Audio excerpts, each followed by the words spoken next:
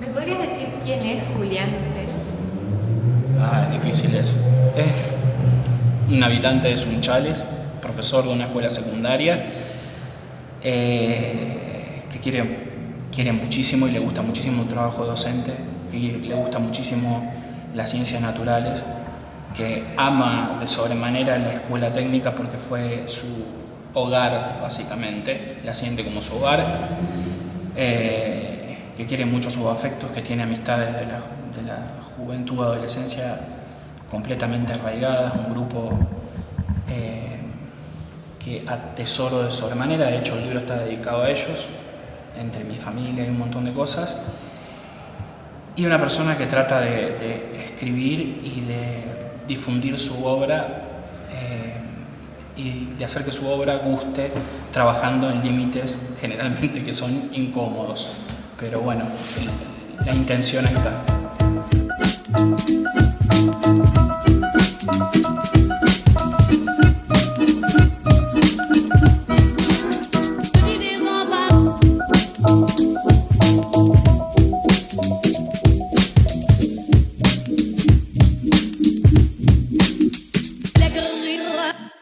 Los sentidos, alegoría de los sentidos. En realidad está basado en una pintura, o la fuente de inspiración fue una pintura que se llama La alegoría de los sentidos, de dos artistas españoles,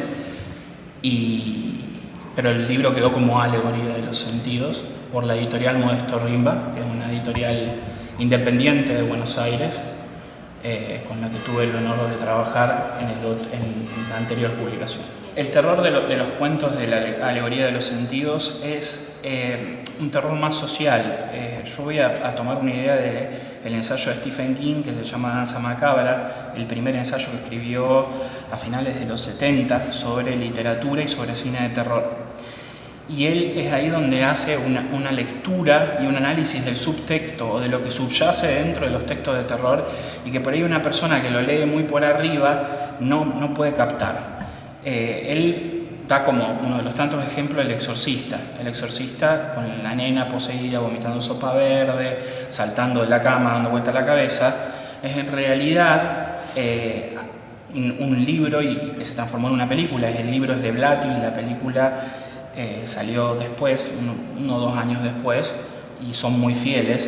Es decir, la película es homónima, tiene el mismo nombre. ¿Por qué asustaba? Él pregunta o analiza por qué asustaba tanto a las personas. Y en realidad en los Estados Unidos se estaba dando la rebelión de los hijos contra los padres, con toda la cuestión del hipismo.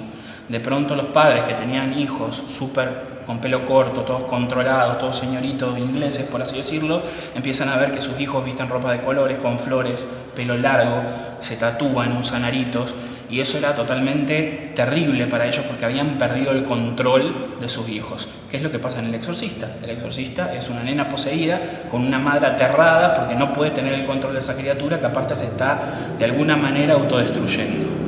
Entonces, ahí comprendí, y después de escuchar a otros autores contemporáneos de literatura de terror, realmente por qué la literatura de terror hoy en día está bueno que tenga un contexto social y que las personas puedan leerlo, puedan hacer una lectura más plana.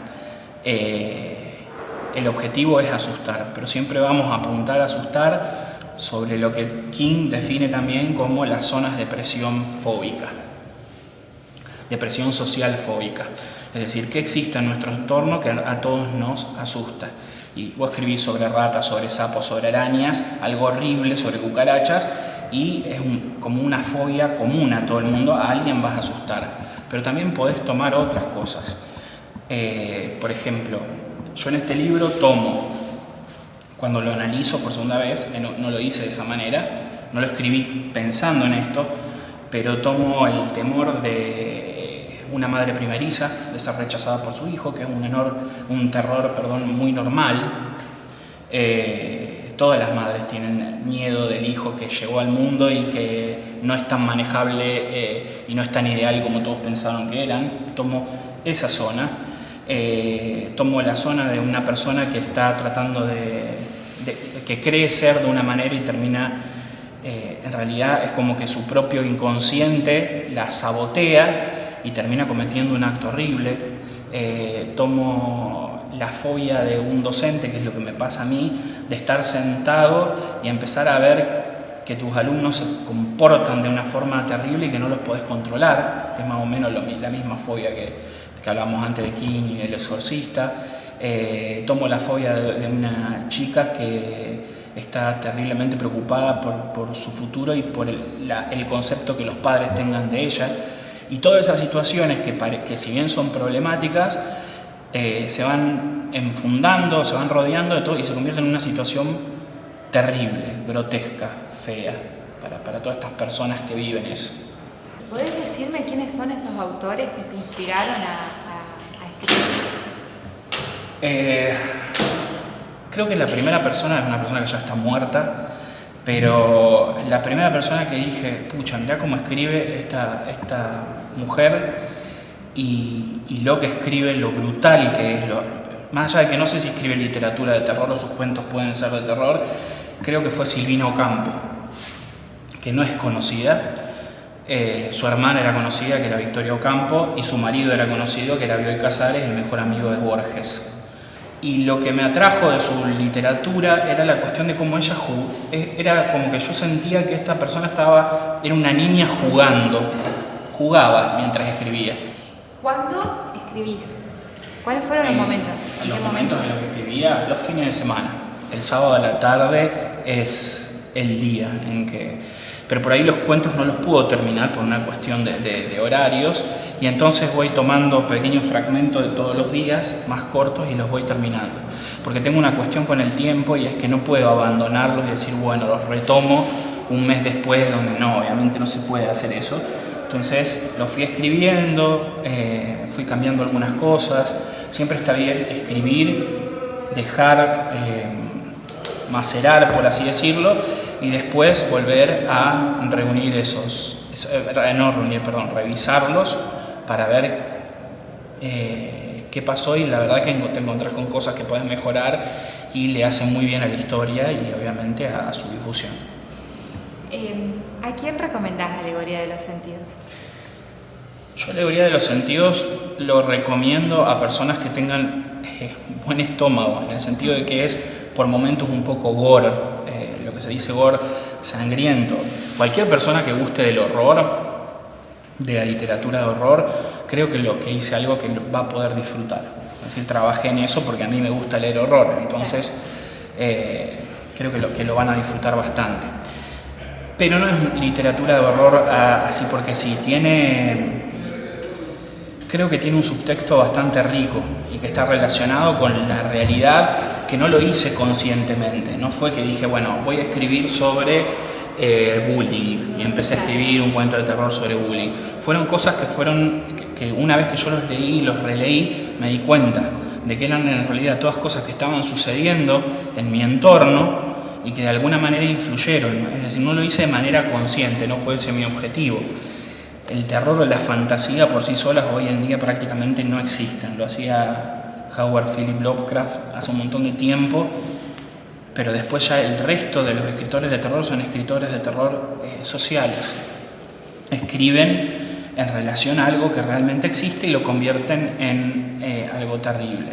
De esta literatura grotesca, ¿cuáles son los pros que encontraste vos y cuáles son los contras? Los pros que yo creo que existen acerca de la literatura grotesca es que si está bien escrita es muy efectiva en cuanto a los subtextos, en cuanto al gozo de la persona, pero es muy difícil manejar los límites porque es una literatura que se escribe traspasando barreras, y cuando se traspasan barreras siempre va a haber alguien a quien vas a molestar o que le va a incomodar. Trabajás en una zona que es de comodidad para vos, pero es incómoda para el resto del mundo. ¿Y qué pasa? Ese es un pro. Sí, es un pro. Va a haber personas que se van a sentir incómodas en ese lugar y van a volver, van a volver al lugar de la comodidad o del confort, y hay otros que se van a quedar a disfrutarlo con vos. Pero el contra más grande es que vas a poner incómodo a muchas personas, o que la persona que te diga no te va a decir me pareció, está bueno, pero te va a decir no me gusta porque me produce rechazo porque es terrible lo que acabas de escribir, es muy, muy grave, como muy feo. Hay algo, bueno, recién decías de que podías relacionarlo a tu profesión, a esto en las aulas, pero todo esto está basado en algo con respecto a nuestra ciudad, ¿lo pudiste relacionar? Sí.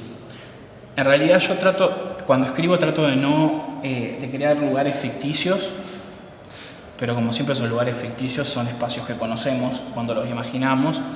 No me refiero nunca a un lugar en específico por el hecho de que no quiero comprometer al lector, a que el lector tenga que conocer ese lugar precisamente. Me ha pasado de leer autores que son geniales, pero se pasan 200 páginas hablando de las calles y los edificios de Buenos Aires que yo no conozco, acá en Sunchales. Y que el día de mañana, si voy a Buenos Aires, es como que tampoco tengo ganas de ponerme ir con el librito a recorrerlo. Entonces escribo en lugares que son ficticios, pero sí, definitivamente hay lugares de acá de Sunchales. Está mi escuela primaria, que es la Escuela Sabio, Nicolás Manuel Sabio. No está descripta para nada, sí se menciona el patio cubierto en uno de los cuentos y un aula, y está basado en una situación de aula en un día de lluvia que yo viví, pero nada que ver, después todo lo otro es todo transformado, ni siquiera hay diálogos que sean fieles a eso.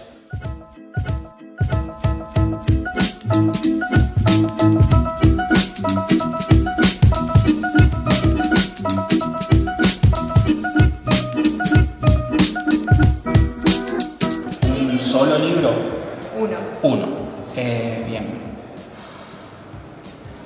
Uno para disfrutar de Peppa y de Stephen King, puede ser. ¿Y Tinta Negra? ¿Qué es?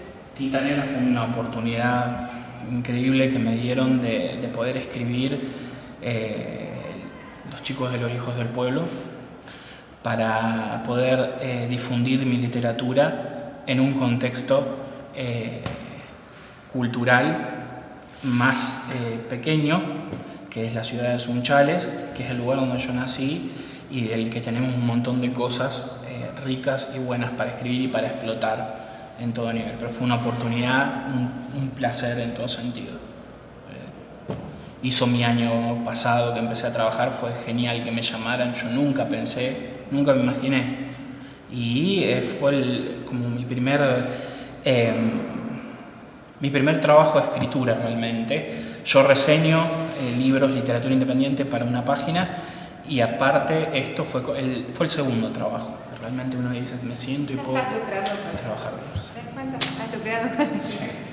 No hay más preguntas, señor. Excelente. Cortamos. Corte.